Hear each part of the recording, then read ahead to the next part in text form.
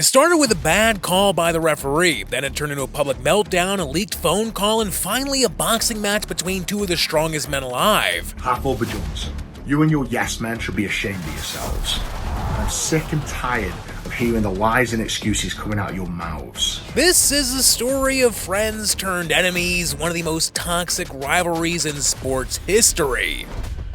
With UFC tier banter, mind-blowing psychological hacks, and a drama that allegedly exposed a deep-rooted corruption in the world of strongman.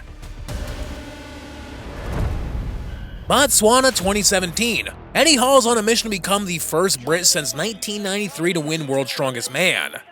Hafthor Bjornsson is the Mountain, a made man, a global icon from Game of Thrones. Clash hits full throttle in the Viking press event. Thor smashes out 15 reps. But head ref Colin Bryce says one rep doesn't count because it wasn't locked out. Now for 15!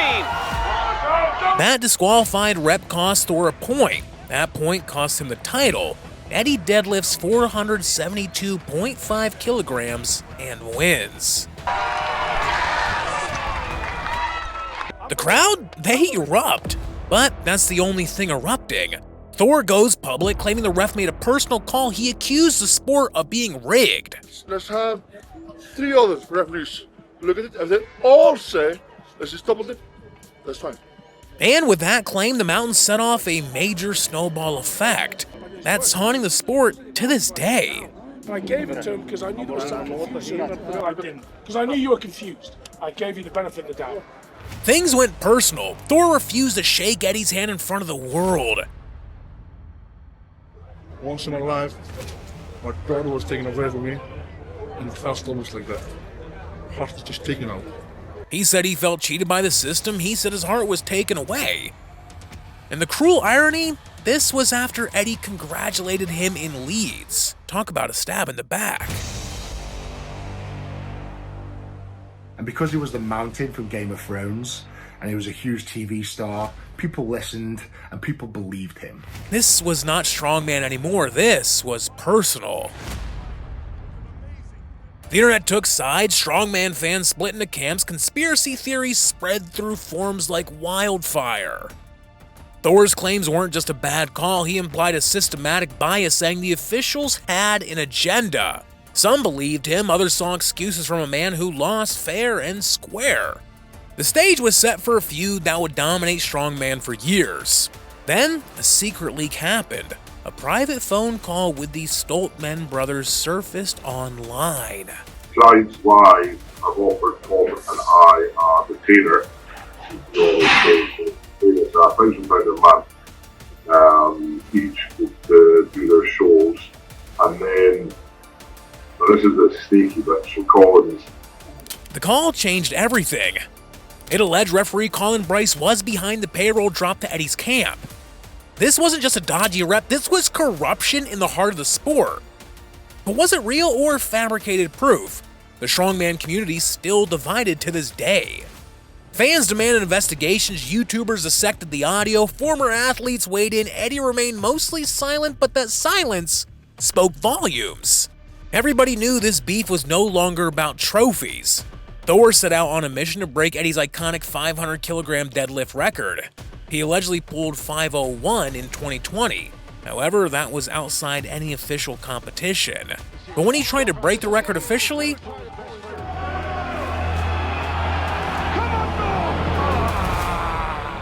and to add insult to injury, Thor's first title came after Eddie retired. But the man who never lost on stage shot back.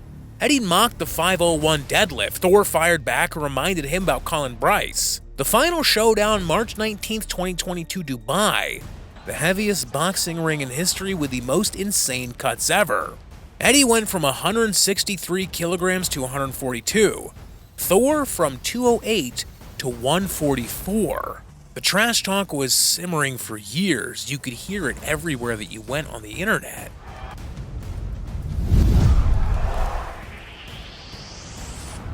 Two knockdowns later, the unanimous verdict arrives. Thor wins. Everyone was in shock to see Eddie become all bark and no bite. But guess what? That was only half the story. Eddie claimed he fought with one arm. Suddenly, what looked like a loss became something nothing short of legendary. For Eddie's fans, of course, but for most others, this was just an excuse. Especially to those who knew some of Eddie's borderline paranormal secrets. Now comes the biggest reveal of all, concerning Eddie's iconic 500 kilogram deadlift.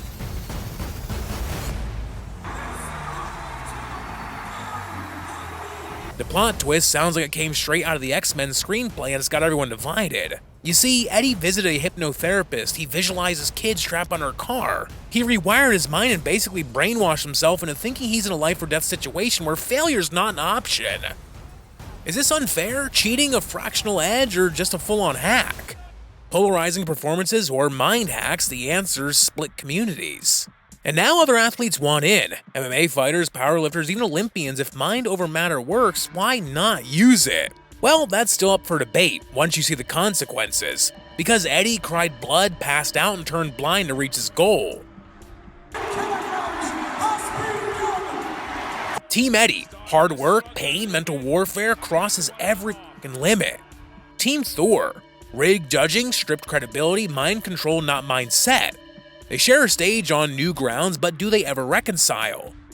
At Arnold's 2024, the two stood in the same building for the first time since their fight. Thor deadlifts 1,006 pounds, just around 100 pounds short of Eddie's hypnotically induced record. The tension? Palpable. This is why there's so much money on the line for it. Not today. What comes next? A second fight, official redo for 501 kilograms, or a stadium rematch? There are whispers, contracts being drawn, sponsors being approached, and everyone's watching. So, now you know the story. Mind games, public scandals, deep-rooted corruption, even deeply rooted grudges. But who do you believe? The lifter with the record or the one who's stronger in a real fight? Nearly halfway through. Oh! Big. Was Thor right to call out a rigged sport? Or was he just salty over the loss? And if you want part 2 where we break down the blood, sweat, expert interviews, and DNA proof, hit like, share, and subscribe. Is Eddie Hall's son Maximus going to be a bigger beast than his father? Go on then, big guy. What happens when the son of the probably strongest man in the world decides to start bodybuilding at an early age? I didn't even feel anything. Well, just like his father who managed to deadlift half a ton. But we have to ask the real questions here. Is hitting the gym at 11 years old a wholesome father-son activity? Or is it dangerous parental neglect? Eddie Hall is officially a genetic freak. The Hercules gene, what can I say? Descendant of the gods. This genetic condition, also present in animals, allows Eddie's muscles to grow without limit. And it's obvious Eddie passed this gene on to his son Maximus, because this 11-year-old kid can leg press over 700 pounds. And he's so strong, he's pulling an 18,000-pound tank. But the craziest thing is, Maximus hasn't even reached proper puberty yet, and he's already stronger than your average adult male, which is why many of Eddie's fans believe his son is going to surpass him. Dude, this kid is going to be a beast in a couple of years. It's obvious Max has a great advantage, as there's no one better to train him than his father. Come on, come on, come on, come on, come on, yes! But how did Eddie help him break a record at just 11? Well, first he got him to deadlift 100 kilos, which is already unbelievable for his age. And then he pep-talked him into going for a bigger load. Make this look easy, Max, because it is easy for you, mate. You did 100 kilo the other week, 4 times in one session, and you made it look easy. So this is going to be an absolute cinch. 10% more for 1 rep. This pep talk is crucial because Eddie knows it's all in the head when it comes to surpassing records. With a psychiatrist, with a hypnotherapist, I was able to create a scenario in my head that when I walked up to the 500 kilo, I wasn't lifting 500 kilo off the floor. I was lifting a car off of my kids. But Max doesn't need a hypnotherapist. His dad's pep talks are enough for him to lift 110 kilos. Easy.